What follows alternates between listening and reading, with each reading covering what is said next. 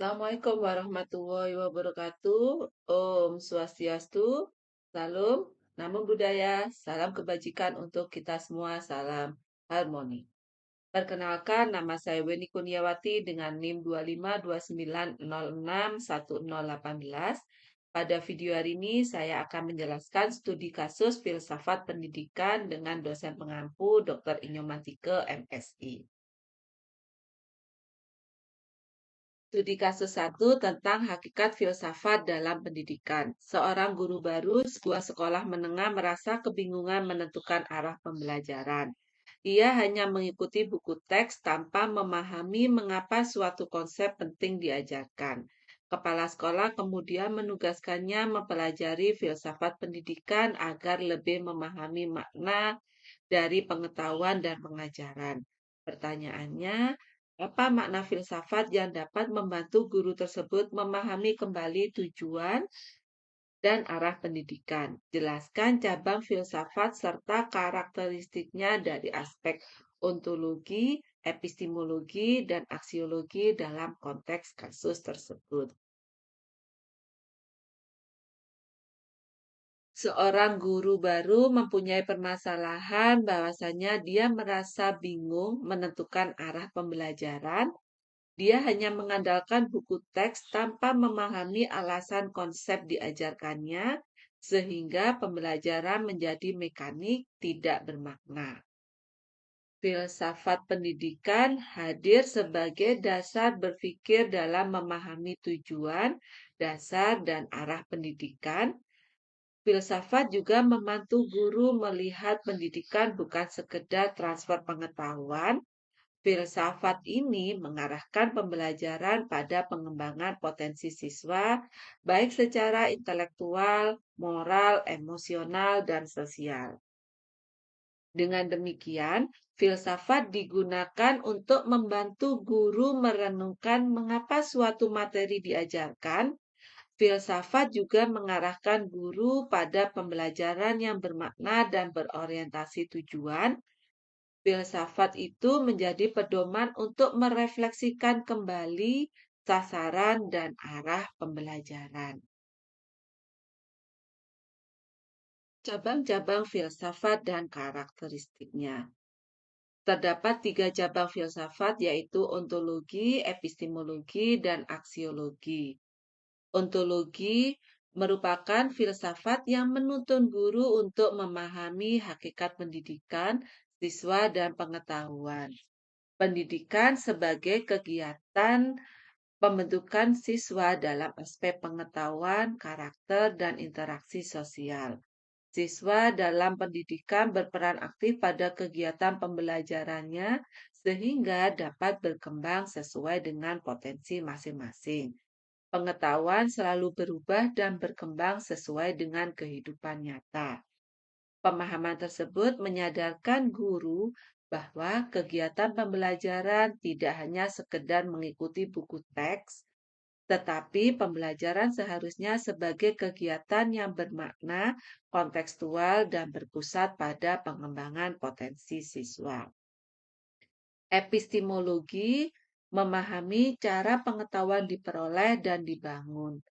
Pengetahuan tidak hanya diperoleh melalui hafalan, tetapi melalui proses berpikir kritis, eksplorasi, refleksi, diskusi, dan pengamatan langsung. Guru berperan sebagai fasilitator yang mendorong siswa untuk menemukan, mengeksplorasi, dan memahami pengetahuan melalui pengalaman belajar yang aktif dan kontekstual. Cara tersebut menuntun guru agar merancang kegiatan pembelajaran yang mendorong siswa menumbuhkan sikap berpikir kritis, kreatif, dan mampu memecahkan masalah.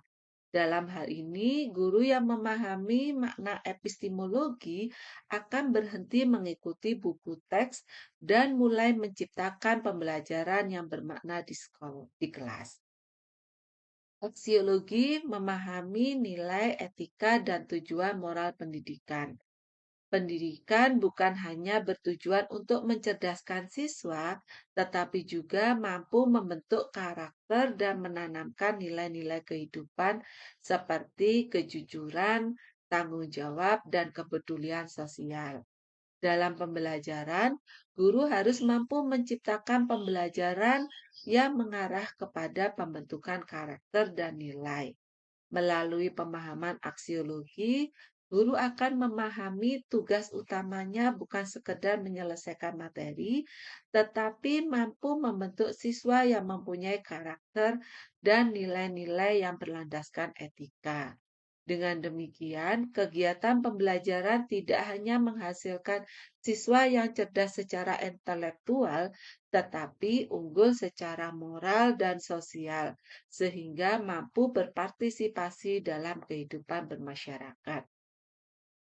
Dengan memahami ketiga cabang filsafat tersebut, guru melakukan refleksi terhadap pembelajaran yang sudah dilakukan sehingga dapat memperbaiki proses pembelajaran agar sesuai dengan tujuan dasar dan arah pendidikan. Studi kasus 2, guru dan pertanyaan ontologis. Dalam sebuah pelatihan, seorang guru bertanya, apakah belajar itu proses menghafal atau membentuk makna? Pertanyaan ini menimbulkan perdebatan di antara peserta. Pertanyaannya, bagaimana aspek ontologi filsafat pendidikan dapat digunakan untuk menjawab pertanyaan guru tersebut? Dan apa implikasinya terhadap cara guru memahami makna belajar? Aspek ontologi dalam belajar. Yang pertama, adanya hakikat ontologi dalam pendidikan. Ontologi sebagai salah satu cabang filsafat yang mempelajari hakikat belajar, peserta didik, dan pengetahuan. Sehingga ontologi ini mampu menuntun guru tidak hanya melihat kegiatan belajar hanya sebagai kegiatan mengingat atau mengulang informasi, tetapi menuntun guru untuk memahami proses dalam belajar. Secara ontologi, belajar tidak hanya menghafal, di mana menghafal merupakan kegiatan atau proses pasif yang hanya mengulang informasi dari guru. Hal ini tidak mencerminkan makna belajar yang sesungguhnya. Sementara itu, hakikat belajar itu sebagai proses pembentukan makna. Belajar adalah kegiatan aktif mengkonstruksi pengetahuan di mana siswa membangun makna atau pengetahuannya melalui pemahaman, penalaran, pengalaman, dan interaksi dengan dunia nyata. Pengetahuan ini ditafsirkan berdasarkan pengalaman dan konteks hidup siswa. Dapat disimpulkan bahwa secara ontologi belajar bukan sekedar proses menghafal, tetapi proses membentuk makna melalui pemahaman dan pengolahan pengalaman. Implikasi ontologi bagi guru, guru yang berpikir ontologi akan mengadakan perubahan cara pandang. Guru itu akan menyadari bahwa fokus belajar bukan hanya tentang hasil atau kegiatan menghafal, tetapi lebih menekankan pada proses belajar daripada sekedar output nilai ujian. Guru tersebut akan mengalami perubahan perencanaan pembelajaran, di mana pembelajaran tidak lagi berorientasi pada hafalan. Pembelajaran lebih diarahkan pada aktivitas yang menumbuhkan pemahaman dan penerapan dalam kehidupan nyata. Guru juga melakukan pendekatan pembelajaran aktif. Guru ini akan menggunakan metode yang mendorong keterlibatan siswa secara aktif, baik melalui diskusi, pemecahan masalah, proyek, inquiry, dan refleksi. Kegiatan-kegiatan di atas akan memberikan dampak terhadap pengembangan siswa, di mana siswa dapat menemukan makna sendiri dari apa yang dipelajari. Siswa mampu mengembangkan kemampuan berpikir kritis dan membantu siswa memahami diri, lingkungan, dan nilai kehidupan. Dari kegiatan ini dapat disimpulkan bahwasanya pendidikan dipandang sebagai proses memanusiakan manusia melalui pembentukan makna, bukan sekedar penguasaan hafalan. Studi kasus 3, epistemologi di ruang kelas. Seorang dosen di LPTK, Lembaga Pendidikan Tenaga Kependidikan, memperkenalkan berbagai cara memperoleh pengetahuan, mulai dari pengalaman, eksperimen, hingga intuisi. Pertanyaannya, analisislah kasus ini menggunakan sudut pandang epistemologi filsafat pendidikan, bagaimana pemahaman tentang sumber pengetahuan mempengaruhi metode mengajar. Sudut pandang epistemologi filsafat pendidikan. Epistemologi merupakan salah satu cabang filsafat yang mempelajari tentang hakikat pengetahuan, sumber pengetahuan, dan cara manusia memperoleh pengetahuan.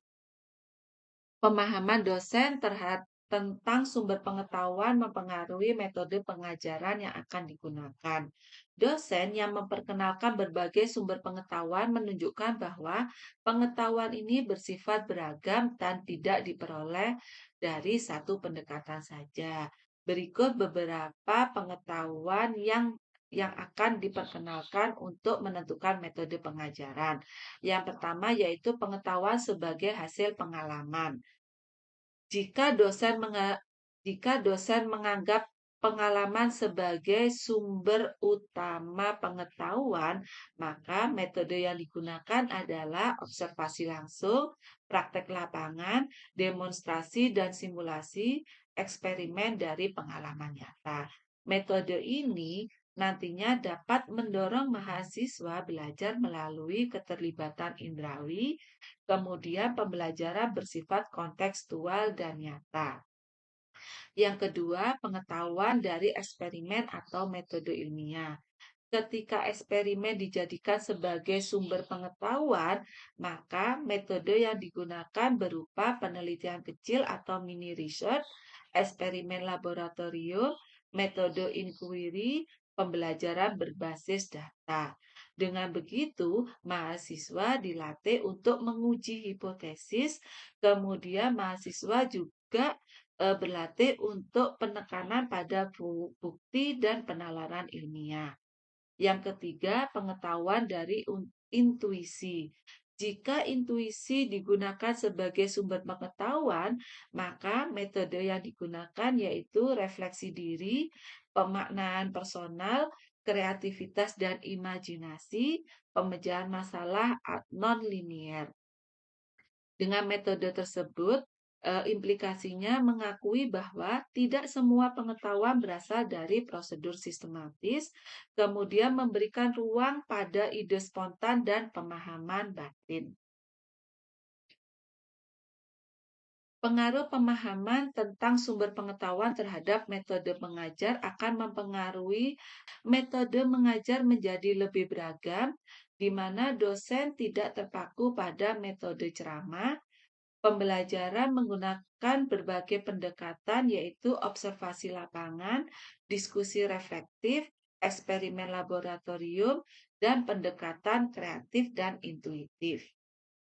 Yang kedua, memfasilitasi perbedaan gaya belajar mahasiswa, di mana mahasiswa yang suka praktik akan belajar melalui pengalaman langsung. Mahasiswa yang konseptual memperdalam argumen rasionalnya. Mahasiswa yang intuitif belajar melalui refleksi, intuisi, imajinasi, dan kepekaan batin. Yang ketiga, mendorong kemampuan berpikir kritis. Mahasiswa akan dilatih untuk mengevaluasi sumber pengetahuan yang paling dapat dipercaya, kapan metode tertentu tepat digunakan, dan perbedaan antara opini, keyakinan, dan pengetahuan yang tervalidasi. Yang keempat, dapat meningkatkan kualitas calon guru di LPTK. Mahasiswa tidak hanya menghafal teori, mereka mampu memahami bagaimana pengetahuan dapat dihasilkan, sehingga menjadi lebih siap merancang pembelajaran berbasis inquiry, eksperimen, observasi, dan refleksi. Yang kelima, menciptakan ruang kelas yang dialogis dan reflektif. Mahasiswa terdorong untuk bertanya dan mempertanyakan informasi, sehingga terjadi dialog dua arah antara dosen dan mahasiswa. Dengan begitu, pembelajaran menjadi aktif, kritis, dan bermakna, sehingga tidak terjadi pembelajaran yang pasif. Studi kasus 4, aksiologi dalam kurikulum. Dalam revisi kurikulum sekolah muncul perdebatan apakah pendidikan harus menekankan nilai moral atau cukup berfokus pada pencapaian akademik. Pertanyaannya, gunakan aksiologi pendidikan untuk menganalisis kasus tersebut, bagaimana nilai dan etika mempengaruhi arah serta tujuan kurikulum. Aksiologi dalam revisi kurikulum di mana moral dan akademik. Aksiologi adalah cabang filsafat yang membahas tentang nilai, etika, dan tujuan dari pendidikan. Melalui sudut pandang aksiologi, perdebatan antara penekanan moral dan akademik bukanlah pilihan salah satu, tetapi harus dipadukan, di mana peran akademik dalam kurikulum itu untuk mengembangkan kemampuan berpikir logis, analitik, dan kritis, serta dapat meningkatkan pengetahuan ilmiah dalam keterampilan teknis, sehingga mampu menyiapkan siswa menghadapi dunia kerja dan perkembangan global. Peran moral dalam kurikulum, di mana moral itu akan membentuk karakter, integritas, empati, dan tanggung jawab sosial, memberikan arah etis terhadap kemampuan intelektual siswa, sehingga mencegah penyalahgunaan kecerdasan tanpa nilai. Integrasi antara moral dan akademik ini ditekankan pada aksiologi bahwa kedua aspek ini adalah saling melengkapi, tidak dapat dipisahkan satu dengan yang lain, di mana akademik ini memberikan kemampuan untuk berpikir dan bertindak, sementara moral ini memberikan arah, tujuan, dan etika dari tindakan tersebut. Dengan mengintegrasikan keduanya secara seimbang, kurikulum mampu menghasilkan siswa yang tidak hanya cerdas secara intelektual, tetapi juga bijaksana secara moral, sehingga mampu berperan menjadi individu yang kompeten, bertanggung jawab, dan berkontribusi positif bagi masyarakat. Sehingga dapat disimpulkan, nilai akademik dan moral tidak dapat dipisahkan karena kecerdasan tanpa moral akan kehilangan arah. Pengaruh nilai dan etika terhadap arah kurikulum. Yang pertama adalah menentukan tujuan akhir dari pendidikan. Kurikulum tanpa nilai moral, maka pendidikan akan bersifat teknokratis, dan dengan nilai moral, pendidikan menjadi lebih humanis dan bermartabat. Yang kedua adalah mempengaruhi isi kurikulum, di mana menentukan mata pelajaran itu sangat penting untuk menentukan bagaimana pendidikan karakter bisa disisipkan dan bagaimana cara penyajian pengetahuan diarahkan untuk membentuk pribadi beretika. Yang ketiga, mengarahkan metode pembelajaran, di mana tidak hanya ceramah atau materi akademik, tetapi dalam pembelajaran juga melibatkan dialog etis, pembiasaan sikap, kolaborasi, pelayanan masyarakat, dan refleksi nilai. Yang keempat yaitu mempengaruhi bentuk penilaian. Tidak hanya menilai kemampuan kognitif, tetapi mencakup kejujuran, kerjasama, perilaku etis, kompetisi sosial, sehingga penilaian menjadi lebih holistik. Yang kelima, membentuk budaya sekolah.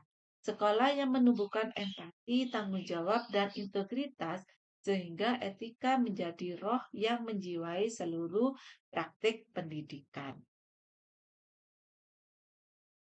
Studi kasus 5, filsafat sebagai inspirasi pendidikan.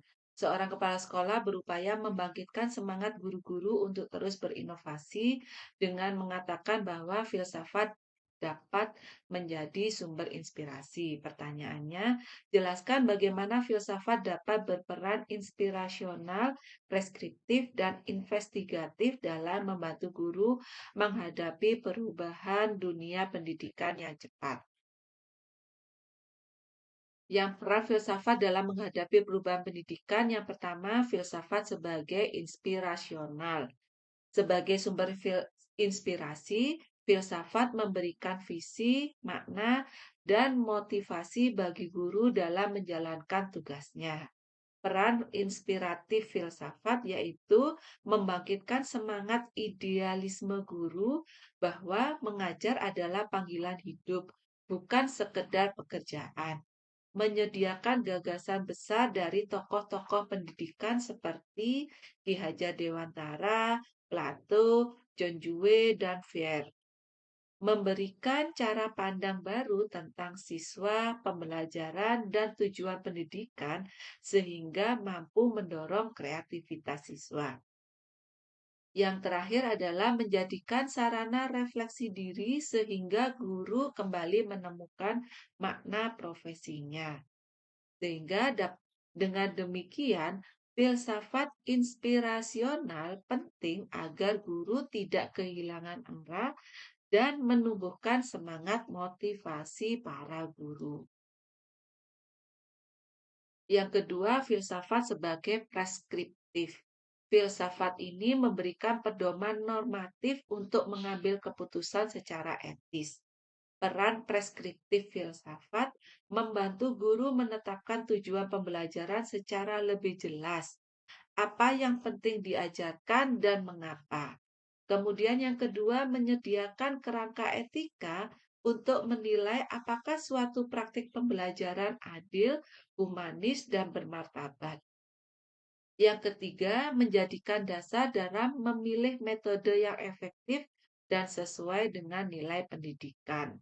Yang keempat, memberikan rambu-rambu dalam menghadapi isu-isu modern seperti penggunaan AI, digitalisasi pembelajaran, dan penilaian autentik.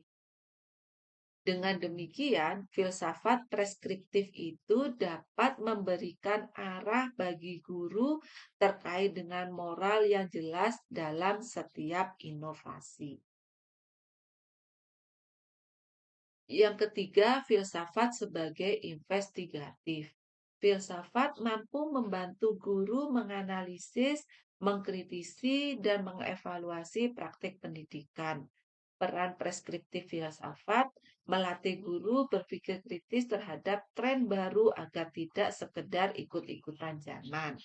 Membantu mengevaluasi asumsi dasar tentang metode dan teknologi yang digunakan pada proses pembelajaran.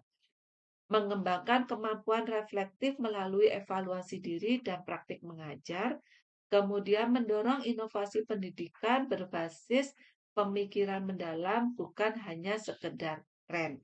Sehingga filsafat investigatif ini mendorong guru tanggap terhadap perubahan tetapi tetap kritis dan selektif dalam mengadopsi inovasi.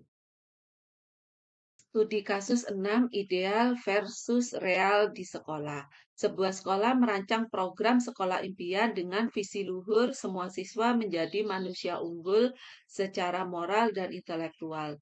Namun di lapangan, keterbatasan sarana dan motivasi siswa membuat visi itu sulit diwujudkan.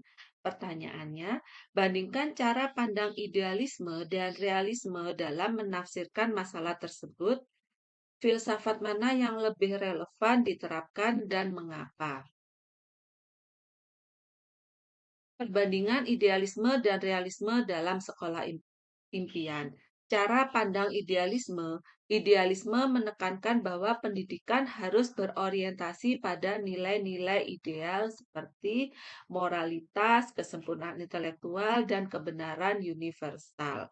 Dari sudut pandang idealisme, visi luhur ini harus dipertahankan meskipun sarana terbatas. Keterbatasan dianggap rintangan sementara, bukan alasan menurunkan cita-cita. Penekanan pada pembinaan karakter dan nilai moral sebagai inti pendidikan. Guru sebagai teladan moral dan intelektual untuk mengangkat kualitas sekolah. Bagi kaum idealis, perubahan itu dimulai dari perubahan cara berpikir, motivasi, dan karakter, bukan dari fasilitas yang ada. Sedangkan cara pandang realisme, realisme ini menekankan bahwa pendidikan harus disesuaikan dengan kondisi dunia nyata, termasuk sarana terbatas, latar belakang siswa, kondisi ekonomi, kemampuan, dan motivasi aktual. Bagi kaum realisme, visi luhur tidak boleh mengabaikan fakta empiris di lapangan. Dari sudut pandang realisme, tujuan itu harus realistis dan bertahap sesuai dengan kondisi nyata. Sarana dan sumber daya adalah faktor kunci keberhasilan program. Motivasi siswa diberikan melalui reward, konseling, dan pendekatan praktis. Kurikulum dirancang sesuai dengan situasi dan kebutuhan siswa, bukan visi abstrak yang sulit dicapai. Sehingga bagi kaum realisme, problem utama bukan visi, tapi ketidaksesuaian antara tujuan dan daya dukung yang nyata. Nah, filsafat mana yang lebih relevan? Realisme lebih tepat diterapkan saat ini karena masalah yang dihadapi bersifat konkret, yaitu keterbatasan sarana dan motivasi rendah. Sehingga realisme mengutamakan solusi praktis dan berbasis data nyata. Visi luhur tanpa dukungan realitas beresiko hanya menjadi slogan tanpa dampak. Sekolah membutuhkan langkah-langkah bertahap dan terstruktur seperti peningkatan fasilitas, pelatihan guru, program motivasi siswa, dan metode belajar yang sesuai dengan kondisi sekolah. Realisme memungkinkan penyesuaian standar dengan kondisi sosial ekonomi siswa. Namun, idealisme juga diperlukan dalam mewujudkan visi sekolah sebagai kompas moral dan penjaga nilai, motivasi jangka panjang, serta arah visi besar di sekolah. Sehingga filsafat yang paling relevan ditetapkan saat ini adalah realisme, karena sekolah sedang menghadapi keterbatasan nyata. Namun, kombinasi keduanya juga diperlukan, yaitu realisme untuk strategi dan implementasi, sedangkan idealisme untuk visi dan arah jangka panjang. Studi kasus 7, pendidikan nilai di tengah globalisasi. Guru pendidikan agama di sekolah internasional merasa kesulitan menanamkan nilai-nilai spiritual di tengah arus budaya barat yang bebas. Pertanyaannya, bandingkan pandangan filsafat timur dan filsafat barat dalam konteks pendidikan nilai, bagaimana keduanya dapat disinergikan untuk membentuk karakter siswa. Perbandingan filsafat timur dan barat dalam pendidikan nilai. Dari aspek arah dasar pendidikan nilai, filsafat timur berbasis agama, spiritualitas, tradisi, dan kebijaksanaan leluhur. Filsafat barat berbasis rasionalitas, logika, kebebasan, dan hak individual. Dari aspek cara membentuk moralitas, filsafat timur pembentukan melalui keteladanan, penghayatan, kebiasaan, dan disiplin batin. Sedangkan filsafat barat pembentukannya melalui dialog kritis, analisis logis, dan kebebasan berargumen.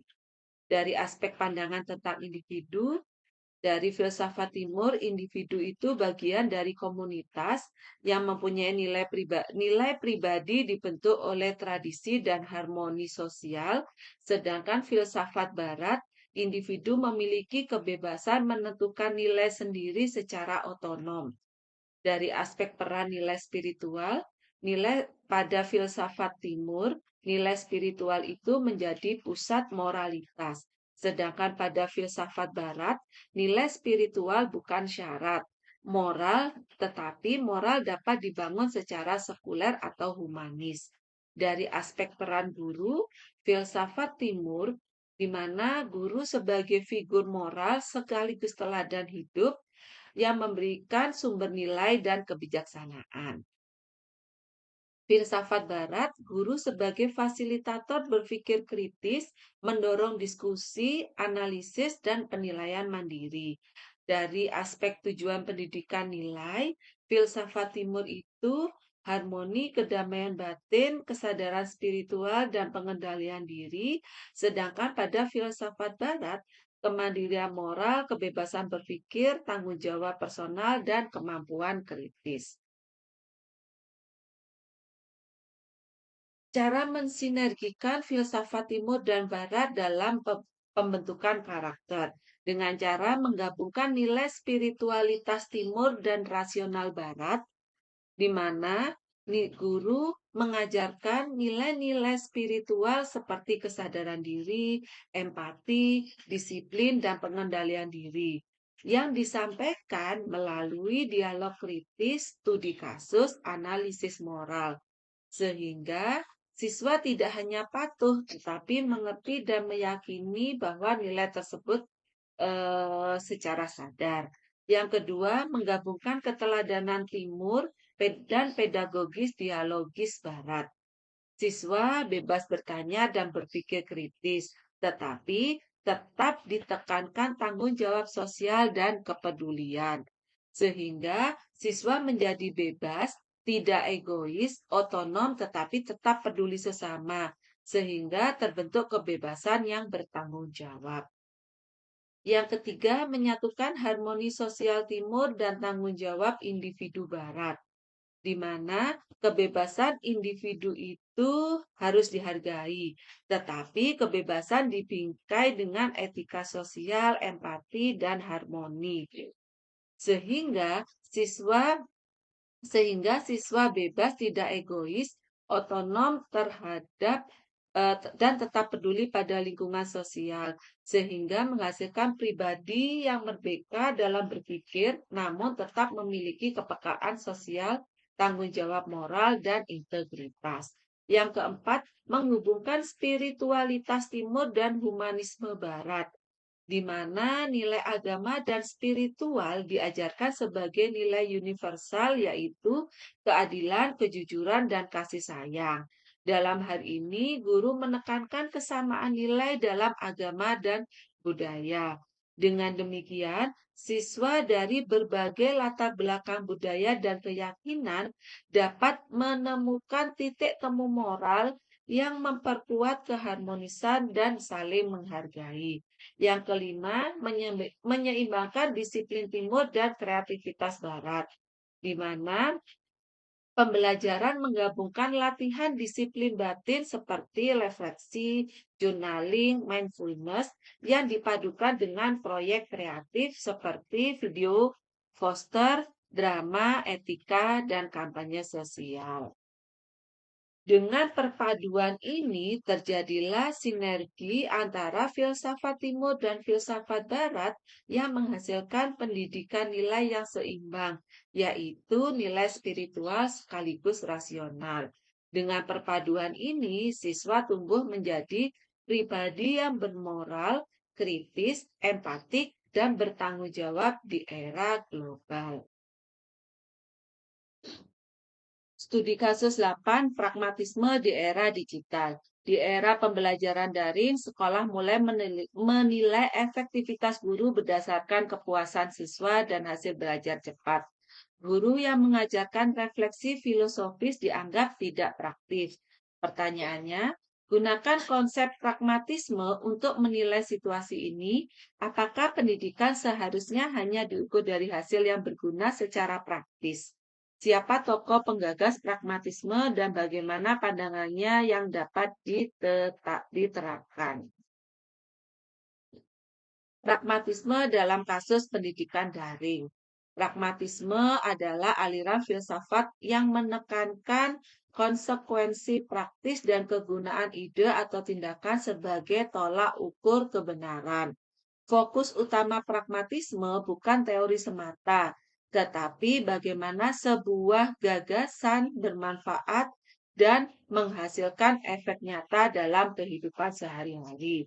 Menurut pragmatisme, penilaian ini berbasis praktis memang penting, di mana guru yang mampu menghasilkan pembelajaran efektif, cepat dipahami, dan relevan dengan kebutuhan siswa dinilai bermanfaat secara nyata.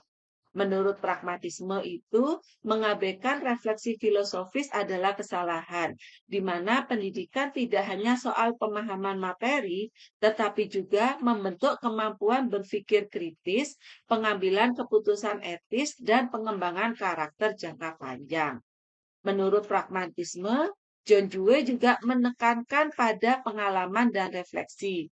Belajar yang baik itu harus menghubungkan pengalaman nyata atau praktis sekaligus reflektif sehingga siswa mengalami, mempraktikkan, lalu memikirkan dan memaknai pengalaman tersebut. Apakah pendidikan hanya diukur dari kegunaan praktis? Berdasarkan pragmatisme, pendidikan tidak semata diukur dari hasil praktis jangka pendek, tetapi juga dari manfaat jangka panjang bagi kemampuan berpikir, pengambilan keputusan, dan karakter siswa. Pendidikan efektif harus menghasilkan keterampilan yang dapat diterapkan sekaligus mengembangkan kemampuan intelektual, sosial, dan moral. Sehingga pragmatisme ini menekankan keseimbangan antara praktik dan refleksi, yaitu melakukan sesuatu secara sadar, bermakna, dan disertai pemikiran kritis. Tokoh-tokoh pragmatisme dan penerapannya. Yang pertama ada John Dewey, di mana guru dapat memadukan pembelajaran daring cepat atau praktis dengan kegiatan reflektif seperti diskusi, proyek kreatif, studi kasus etika, dan jurnal refleksi. Tokoh yang kedua yaitu William James, di mana hasil belajar harus memberikan manfaat nyata bagi pengalaman siswa, termasuk pengembangan pemikiran kritis dan moral. Pendapat tokoh yang ketiga yaitu Charles Sanders Peirce, dia menilai metode pengajaran diukur dari konsekuensi nyata, apakah siswa mampu memahami, menerapkan, dan mengambil keputusan berdasarkan pengetahuan yang diperolehnya.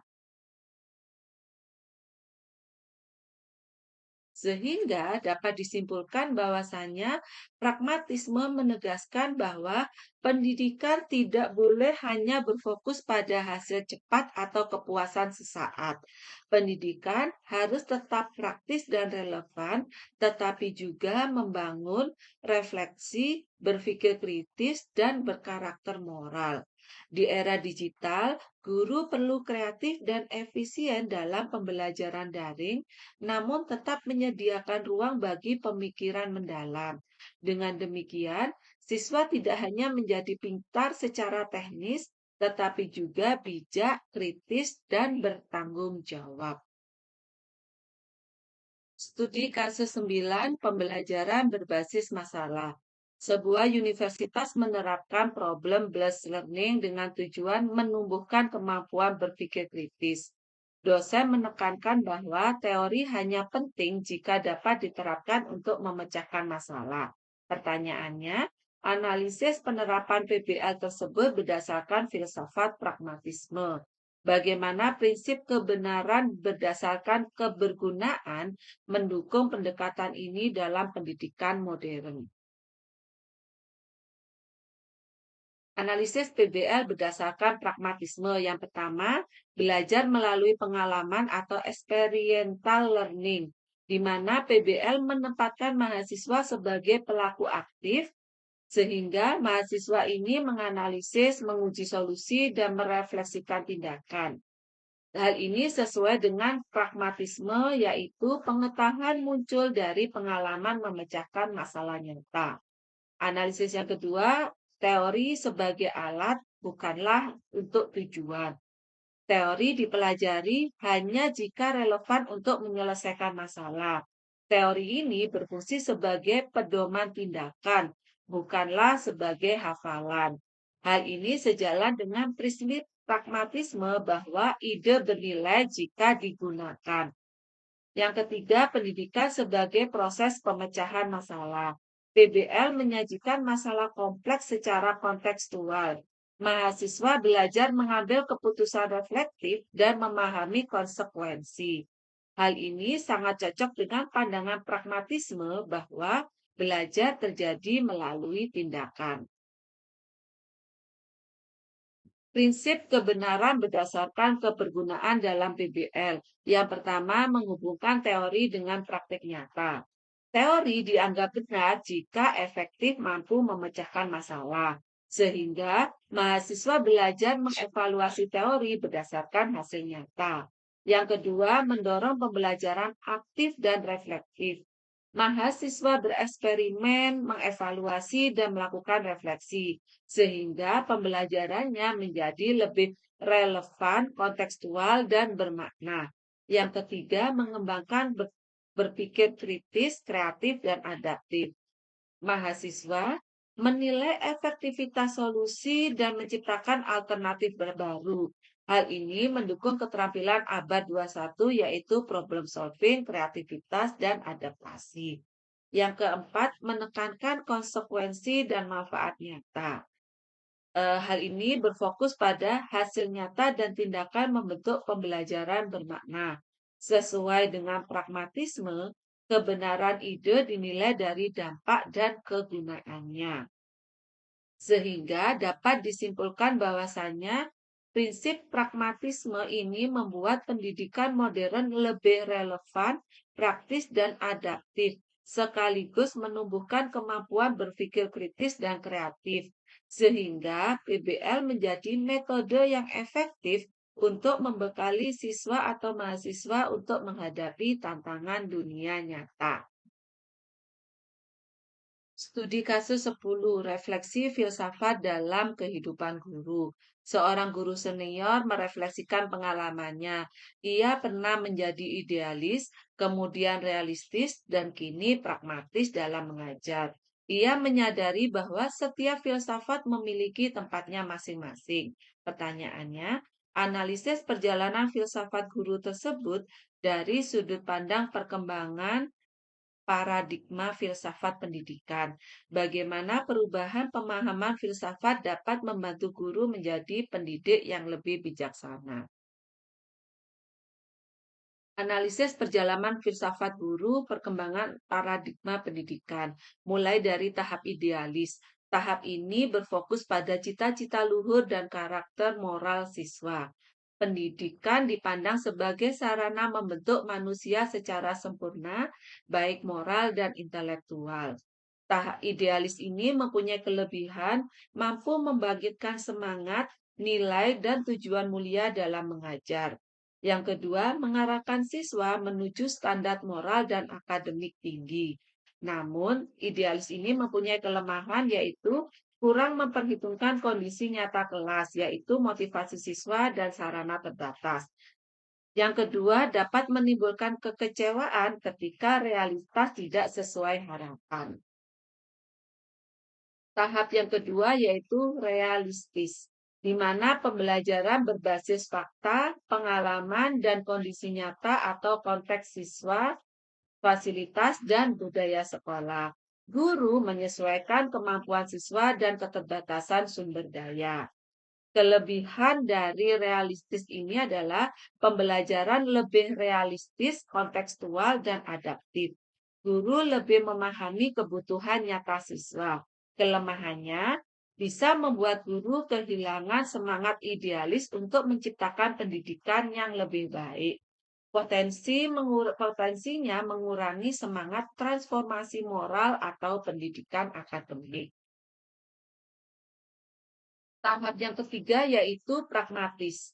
Pragmatis ini menilai metode berdasarkan kebergunaan, efektivitas, dan hasil nyata. Memilih strategi yang efektif, aplikatif, dan sesuai dengan kebutuhan siswa.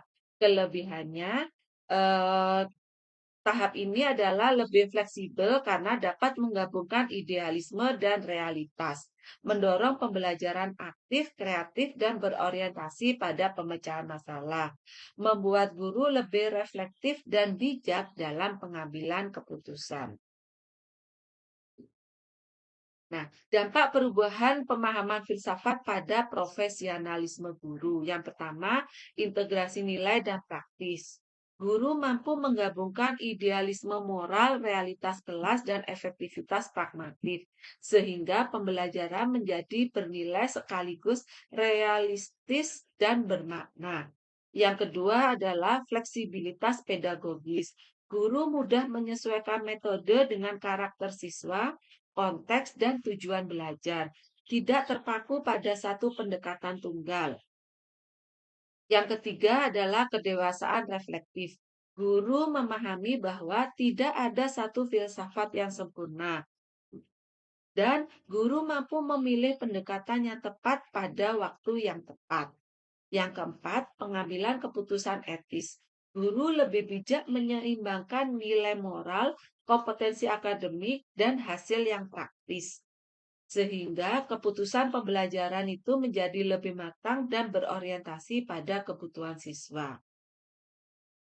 Dari penjelasan tersebut dapat disimpulkan bahwasannya perjalanan seorang guru dari idealis menuju realistis menuju pragmatis menunjukkan perkembangan kedewasaan profesional. Dengan memahami berbagai filsafat pendidikan, guru menjadi lebih bijak, fleksibel, dan reflektif dalam mengajar, sehingga mampu menjaga nilai luhur pendidikan namun tetap realistis dan efektif dalam menghadapi dinamika dunia pendidikan modern. Demikian yang bisa saya sampaikan, kurang lebihnya saya ucapkan terima kasih.